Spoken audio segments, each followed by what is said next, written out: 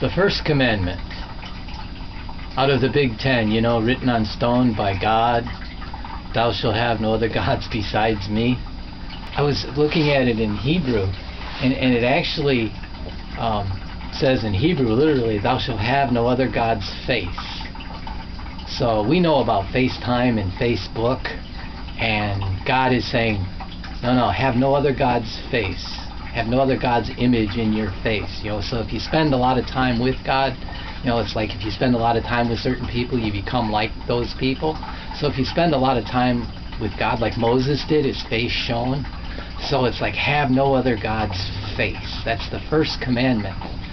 And if you don't do that, it's called idolatry. And we listen to what Jesus said, and Jesus said, be holy as I am holy. And Jesus also said that the law was not done away with. So, we should keep that first commandment.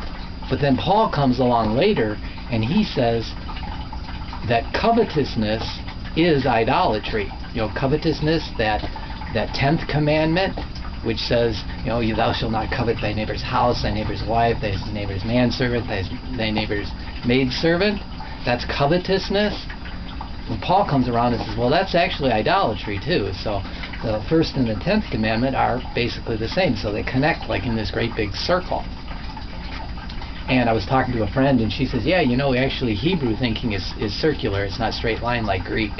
That's actually where I connected that. The 10th commandment is the details of how people get into not keeping the first commandment, because we get our face into our TVs and our books and our movies and our other people and all of our other interests, like the seed that gets all wrapped up in tares and that to keep it from growing.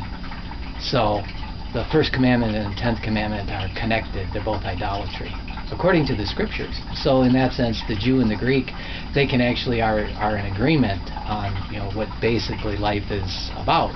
That things come from God, and you're supposed to honor and respect God, which, by the way, is the central commandments about keeping holy what God has made holy and honoring your father and your mother.